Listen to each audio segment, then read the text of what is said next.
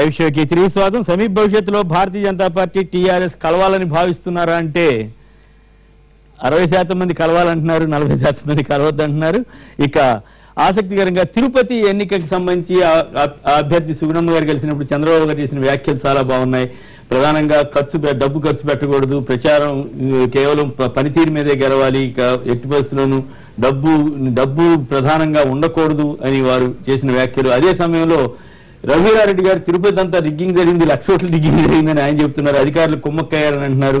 నిజంగానే డబ్బులు పంచిపెట్టకుండా ఆమ్ ఆద్మీ స్ఫూర్తితో అట్లాగే జరిగింటే సంతోషమే. మరి నిజంగానే చంద్రబాబు గారు కానీ, తెలుగుదేశం కానీ, వైఎస్ఆర్ కాంగ్రెస్ కానీ భవిష్యత్తులో డబ్బు ఖర్చు పెట్టకుండా ఉంటాయా? సంక్షిప్తంగా ముందుగా టీఆర్ఎస్ డబ్బు ఖర్చు పెట్టకుండా చేస్తారా? చంద్రబాబు గారు ఖచ్చితంగా చేద్దామని అంటున్నారు. మీరే ఉంటారు సార్? ఏదైనా ఎలక్షన్లో వాస్తవంగా ఎక్కడ డబ్బు ఖర్చు పెట్టడం ఇక్కడ లేదు. డబ్బు పెట్టకుండా ప్రయత్నం చేయాలి. సో అది మంచి సూచనలే. ఎవరు కూడా డబ్బులు ఖర్చు పెట్టే పరిస్థితి ఉండదు. మనం ఇప్పుడు ఆమ్ ఆద్మీ పార్టీ ఆయన అనేది ఏంటంటే డబ్బులు పంచం, ఎవరి దగ్గర చేతులు చాచం, ఎన్నికల్లో మార్పు కోసం ప్రయత్నిద్దాం. మంచి మాట, దాంట్లో మాట మంచిది కానీ దాన్ని ఆచరణలో పెట్టలేదు కదా. అతను డబ్బు ఖర్చు పెట్టే ఎలక్షన్ లో గెలిచారు, అంతేనా? అంతే. లేకపోతే గతంలో టీడీపీ డబ్బు ఇచ్చారు. లేదు సార్, మాకు అప్పుడు ఇవ్వలేదు. అప్పుడు ఇవ్వలేదా? ఇప్పుడు కొత్త అక్కడ డబ్బు అట్టుంటారు, ఇచ్చారు. ఇప్పుడు ఎట్లా కలిసి పెట్టారు చెప్తున్నా, నేను వాస్తవం చెప్తాను. డబ్బు నాకు ఇవ్వలేదు. నాకు ఇవ్వకుండా ఇప్పుడు మొన్న ఎలక్షన్ లో కూడా నేను నమ్ముతారు నంబరు 10 లక్షలు కూడా ఖర్చు పెట్టలేదు. 10 లక్షలు కూడా కేసీఆర్ గారు ఇవ్వలేదు. చెప్తున్నాను, ఇది అబద్ధం కాదు, క్లియర్ చెప్తున్నా. నేను ఏం చెప్తున్నాను అనుకుంటా, రాష్ట్రంలో దేశంలో తక్కువ పైసలు ఖర్చు పెట్టినామని నేను అనుకుంటాను. డబ్బు పెట్టలేదు. Very good. నిజంగా అట్లా చేస్తే మిమ్మల్ని అభినందించాలి, దాంట్లో అనుమానం లేదు. ప్రజలు సాధ్యం అవుతుందా భవిష్యత్తులో డబ్బు ఖర్చు లేకుండా? మార్పు వస్తుంది, మార్పు రాబోతుంది. ప్రజలు ఎవరు తయారు చేశారు? రాజకీయ నాయకులు తయారు చేశారు. ప్రజలను తయారు చేసింది వీళ్ళ డబ్బులు ఇచ్చి. ప్రధానంగా ఇప్పుడు ఆప్ తర్వాత ఈ మార్పు అందరిలో ఒక భావజాలం అయితే మొదలైన మాట వాస్తవం. అయితే అసలు ప్రజాస్వామ్యమే ఓటు అనేది నాయకుని నిర్దేశించేది. రాజరికం ప్రకటిత రాజ్యం కాబట్టి అది అట్లా ఉంటుండే. కానీ పోను కార్పొరేట్ శక్తులు ఎవరైతే ధన ప్రవాహం ఉన్న వాళ్ళు ఎవరైతే రాజకీయాలకు ఎంటర్, మీరు చూస్తారు ప్రతి ఒక్క ఎంపీ కావచ్చు, మినిస్టర్లు కావచ్చు, ఎక్కువ మనీ ఉన్న వాళ్ళు మాత్రం ఈరోజు రాజకీయాల్లో వస్తున్నారు. ఎవరు నిజాయితీతో, మనం మొదటి దశలో చూస్తే స్వాతంత్రం వచ్చినప్పుడు ఇట్లా డైరెక్ట్ గా అడుగుతున్నా, మీరు సిద్ధంగా ఉంటారా? మీరు ఒప్పుకుంటారా, ఒప్పుకోరా? చంద్రబాబు గారు ఖచ్చితంగా డబ్బులు పంచం, ఎవరి దగ్గర చేతులు చాచం, ఎన్నికల్లో మార్పు కోసం ప్రయత్నిద్దాం. కార్పొరేట్ కల్చర్ ఎంటర్ చేసింది ఆయన కదా. ఇప్పుడు వారే మార్పు కోరుతుందంటే ఒక విచిత్రమైన వాదమే అనుకోవాలి. ఇప్పుడు వారిని గంచే రాజకీయాల్లో ఒక పెట్టుబడిదారి వ్యక్తులందరూ ఇంప్లిమెంట్ అయిందే త్రూ టీడీపీ. కాబట్టి దాని కాంగ్రెస్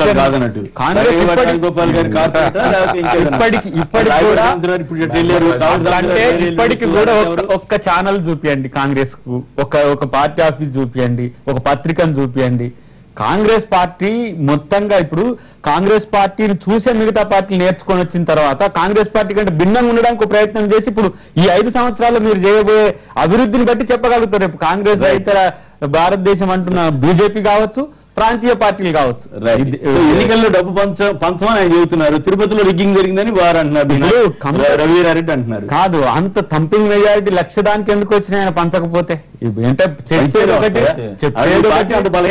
చెప్పేది ఒకటి చేసేది. ఇప్పుడు మా అభ్యర్థి అయితే ఎట్లా పెట్టడానికి అవకాశం లేదు. అక్కడ మా యొక్క అస్తిత్వాన్ని నిలుపుకోవడానికి పోటీ చేసిన తప్పితే, ఎందుకంటే తెలంగాణ ఇవ్వడం వల్ల మేము ఆడ చాలా వ్యతిరేకత ఉన్న దగ్గర మళ్ళీ విచిత్రం ఏంటంటే నంద్యాలలో డిపాజిట్ వచ్చింది కాంగ్రెస్ కి, ఇక్కడ డిపాజిట్ పోయింది. అంటే లోపం కూడా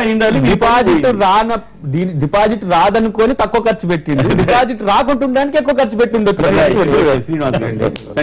15-18 సంవత్సరాల క్రితం ఉయ్యూరు ఉప ఎన్నికల్లో చంద్రబాబు గారు ఆ రోజు మొదలు పెట్టారని ఫస్ట్ పేరు వచ్చింది. కానీ వాళ్ళకు పాజిటివ్ ఆస్పెక్ట్ లో ఆయన దాని దుష్పరిణామాలను తెలుసుకుంటాం వల్ల అది పాజిటివ్ అందరూ కూడా దాన్ని విమర్శించాల్సిన పర్లేదని అనవసరంగా చంద్రబాబు గారిని ఆయన పాజిటివ్ గా తీసుకోవాలని చెప్పిందని మీరే చెప్పారు, ఆయన ఖర్చు మొదలు పెట్టాడు, మళ్ళీ ఆయనకి చెబుతున్నారు. కాదు ఇవాళ మంచిగా జరుగుతుంటే అదేంటండి వాల్మీకి పోయే మనం ఇన్న తర్వాత మన అలా కాదు పాజిటివ్ గా తీసుకోవాలి. వాల్మీకి అయిపోయాడు అంటారు ఈయన. ఒక మంచి మాట చెప్పినప్పుడు పాజిటివ్ కాంగ్రెస్ పార్టీ గురించి చెప్పుకుంటూ అనేది కడుపు మంట కోస్తా రాయలసీమ ఇంకా ఉంది, ఇంకా టైం పడుతుంది. నేను చెప్పేది తెలంగాణలో కేసీఆర్ కరెక్ట్ చెప్పాడు, కేసీఆర్ గారు కరెక్ట్ చెప్పాడు. ఏమన్నా ఎలిజబెత్ రాణికి ఇస్తారా లేకపోతే పౌరాన్ని మహాత్మా గాంధీకి ఇస్తారని మహాత్మా గాంధీ నేను ఆయన అన్నాం. కానీ ఏంటంటే పరిస్థితి అది కడుపు చేశారు. మీరు అవగాహనకి వెళ్తారు మాట్లాడి కాంగ్రెస్ పార్టీ కడుపు మంట అరెస్ట్ జైల్లో పెట్టి నాశనం చేశారు ఆంధ్రప్రదేశ్. అసలు కాదు ఏ పార్టీ కనుక మీ వ్యతిరేకం చెప్పింది కనుక ప్యాకేజీ కాకుండా హామీలు ఇచ్చిన సొమ్మేం పోయిందండి. కాదండి బ్రాంచ్ ఎక్కించిపోయారు. మా నాయకుడు చంద్రబాబు నాయుడు గారు అన్న మాట అందరం గమనించాలి, అందరూ పరిగణలోకి తీసుకోవాలి. మనందరం కూడా దాన్ని పాటించడానికి కృషి చేయాలి. అన్ని పార్టీలు, తెలుగుదేశం పార్టీ ఖర్చు పెడుతుంది, మిగతా పార్టీలు ఖర్చు పెట్టడం ఇవాళ పరిస్థితి ఏంటంటే అన్ని పార్టీలు, చిన్న పార్టీలు. మీరు నమ్ముతున్నారా ఖచ్చితంగా తెలుగుదేశం పార్టీ దీనికి తూచా తప్పకుండా కర్మేణ వాచేణ అని అంటారు కదా, ఆ ప్రకారం ఆచరిస్తుందా అనేది నా ప్రశ్న. ఆచరిస్తే ఐ అప్రిషియేట్, బ్రహ్మాండం అని చెప్తా, మా బోటాలందరం కూడా బ్రహ్మాండం అని చెప్తాం. నేను 10 సంవత్సరాల నుంచి టికెట్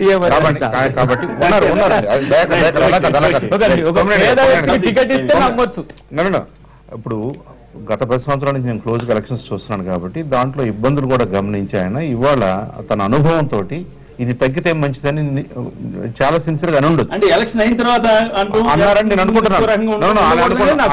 అనుకుంటున్నాను. ఆ దిశగా అందరూ ప్రయత్నం చేస్తే మంచిది. అది డే 1 నుంచి అన్ని అయిపోయాయి కూడా. బాలకృష్ణకి గాదర్ కిషోర్ కుమార్ కి బాలసుమన్కి ₹10 లేని వాళ్ళు 100 మందికి ఇచ్చారు. ఇక్కడ కూడా కాంగ్రెస్ ఇచ్చారు. అక్కడ కోస్తా రాయలసీమలో ఎంతమందికి ఇచ్చారు డబ్బులు లేని వాళ్ళకి.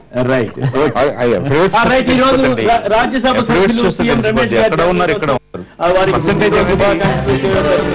తెలుగుదేశంలో ఉంటూ క్రియాశీలక రాజకీయాల్లో ఉంటూ కింద స్థాయి నుంచి పైకి ఎదిగి వచ్చినటువంటి సీఎం రమేష్ గారికి జన్మదిన శుభాకాంక్షలు.